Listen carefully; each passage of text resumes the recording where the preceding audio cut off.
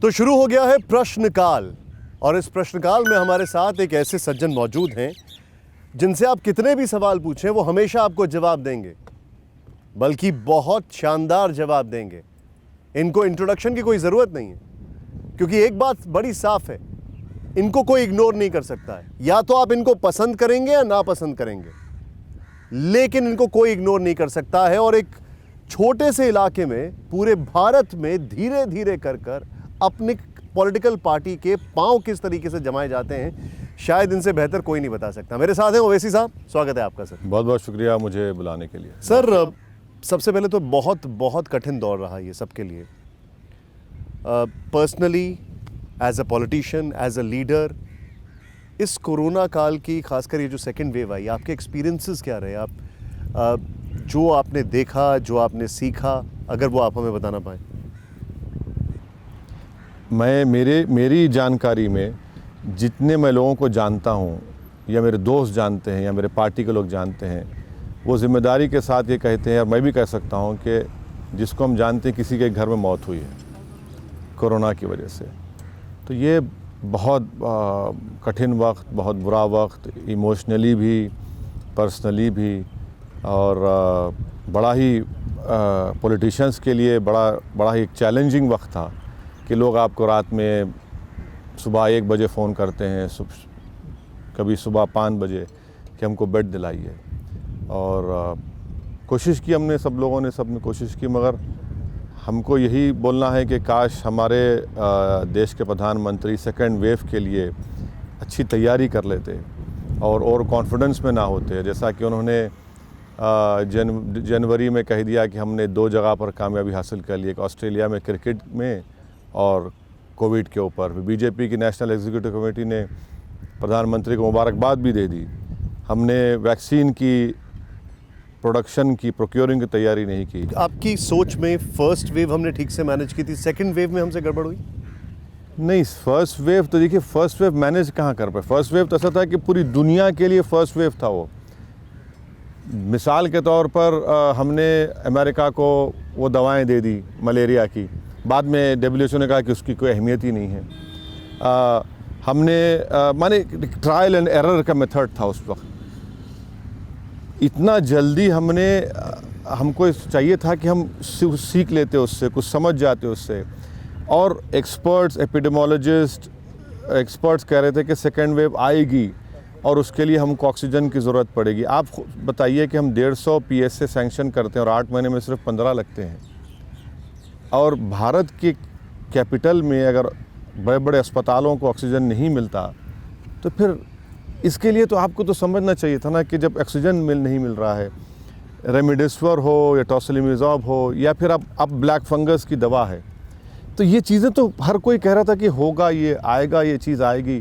मगर हमने भारत के प्रधानमंत्री और उनकी सरकार पर मैं उनको ज़िम्मेदार समझता हूँ कि उन्होंने बड़ा और कॉन्फिडेंस में और गलत फ़ैसले लिए और तैयारी बिल्कुल नहीं की। और फिर वैक्सीनेशन का प्रोक्योरमेंट बड़े बड़े कंट्रीज़ हैं, चाहे US हो, UK हो, जापान हो, यूरोप हो, इन लोगों ने 2020 अगस्त में ऑर्डर दिया, हमने जनवरी में दिया, 5 दिन पहले शुरू करने से पहले। उन तमाम कंट्रीज़ ने अगस्त में एडवांस पेमेंट की, हमने मार्च अप्रैल में किए। फिर हमने गलत लिबरलाइज पॉलिसी का ऐलान कर दिया कि 50% स्टेट करेंगे, 50 सेंट्रल करेगी। फिर वो 50 में स्टेट में 25% प्राइवेट में जाएगा। तो ये इसका तो बड़ा कंट्रीब्यूटिंग फैक्टर रहा लोगों की तकालीफ में। और मैं पर्सनली ऐसे लोगों को जानता हूँ कि जो लखपति करोड़पति हैं, उनको बेड नहीं मिला। तो ये देखिए ओवैसी साहब, पॉपुलेशन डेंसिटी के हिसाब से मेडिकल इंफ्रास्ट्रक्चर उसको मैच नहीं कर पाया। ये वर्ल्ड में स्टडी है इंडिया के लिए कि हम नहीं कर पाए और हम उसको कर भी नहीं पाते। हम उसको शायद प्रीएम्प्ट ज़रूर कर सकते थे, लेकिन उसमें एक सबसे बड़ा एडवांटेज जो हमारे हाथ में था, जो हमने लूज़ आउट कर दिया, वो था फर्स्ट वेव और सेकेंड वेव में लॉकडाउन। आपने लॉकडाउन का बड़ा विरोध किया, तो भले ही आपके ओल्ड हैदराबाद का ही मैं उदाहरण दूँ, वहाँ पर भी जो कोविड प्रोटोकॉल्स होते हैं उसका उतनी तरीके से पालन हम नहीं फोर्स कर सकते। तो आपको लगता नहीं है कि लॉकडाउन अब यूरोपियन कंट्रीज की बात कर लें, अमेरिका की बात कर लें, जब पूरा वैक्सीनेट हो गया तब ओपन हो रहा है, लेकिन वो लोग वैक्सीनेट करने तक तो लॉकडाउन रख ही रहे हैं। एक्सपर्ट्स का मानना है कि लॉकडाउन आपको करना है तो ऐसा लॉकडाउन करिए कि जो लेबर तबका है, जो इनफॉर्मल तबका है, आप उनका अकाउंट में पैसे डालिए ना। आप नहीं डालेंगे। और सुनिए मेरी बात, ये दो डिफरेंट नहीं बिल्कुल मैं एग्री करता हूं। नहीं बिल्कुल आपकी जो बात है मैं एग्री करता हूं। एक मिनट, ये इसमें डिफरेंस नहीं है। अगर मैं डेली वेजर हूं और मुझे जाकर काम करना ज़रूरी है, अगर आप मुझसे कहेंगे कि लॉकडाउन, घर से मत निकलो, तो फिर क्या खाएगा वो आदमी? वो लेबर क्या करेगा? जो बिहार से निकलकर मुंबई जाता है, हैदराबाद आता है, वो क्या करेगा? वो तो निकलेगा ना रोड पर। आप हर एक के अकाउंट में डालिए पैसे रुपये, लॉकडाउन कोई बात नहीं। अच्छा आप देखिए, आप जो बता रहे हैं, नहीं, इसकी बाकायदा स्टडी है कि लोग लॉकडाउन तोड़ी इसलिए रहे हैं क्योंकि उनको अपने पेट की चिंता, इकोनॉमिक कंडीशंस, हेल्थ कंडीशन से ज़्यादा इंपॉर्टेंट है। लेकिन मैं बोल रहा हूँ वो चेन को तोड़ने के लिए तो सिर्फ एक ही उपाय, अगर वैक्सीन नहीं हो रहा है तो। बिल्कुल नहीं है वो। अच्छा, आपने लॉकडाउन किया तो फिर आपने क्या तैयारी की? आपने वेंटिलेटर्स को सही किया? क्या आपने ऑक्सीजन को मुहैया किया? भाई, देश के होम मिनिस्टर अप्रैल में स्टेट गवर्नमेंट से कहते हैं कि डिस्ट्रिक्ट वाइज हमको आप डेटा दीजिए कि कितना ऑक्सीजन चाहिए आपको। आप तो देश के होम मिनिस्टर हैं। कोर्ट को जाकर ये सरकार कहती है ऑक्सीजन की जिम्मेदारी प्रधानमंत्री और होम मिनिस्टर की, और वो अप्रैल में पूछ रहे हैं। लॉकडाउन का इनसे क्या करना है? लॉकडाउन करने से या तो गरीब कोविड से मर गया या भूख से मर गया। और मैंने अपनी ज़िंदगी में, अपनी छोटी सी 25-26 साल की पॉलिटिकल लाइफ में, मैंने इतनी गुर्बत नहीं देखी। मैं आपको बड़ी जिम्मेदारी के साथ कह रहा हूँ, इतनी गुर्बत मैंने कभी नहीं देखी। इतनी गुर्बत कभी मैं नहीं देखी। आप क्या कर रहे हैं? आप सिर्फ भाषण दे रहे हैं, आप सिर्फ बोल रहे हैं। अरे भाई, तो खाएगा क्या? करोड़ों लोगों की नौकरियां चले गई इनफॉर्मल सेक्टर में। तो इसकी जिम्मेदारी आप किसके ऊपर बोलेंगे कि ये जो अभी तक जो बातचीत हुई उसमें ऐसा आपने कन्वे किया कि ये मिसमैनेजमेंट था, लेकिन इस मिसमैनेजमेंट की जिम्मेदारी स्टेट की है या सेंटर की है? सेंटर की है। अप्रैल, देखिए, प्रधानमंत्री ने 15 अगस्त को लाल किले से कहा कि हमारे पास रोड मैप तैयार है। जनवरी में प्रधानमंत्री ने जो मैंने कहा वो कह दिया। बीजेपी की नेशनल एग्जीक्यूटिव ने प्रधानमंत्री को मुबारकबाद दी।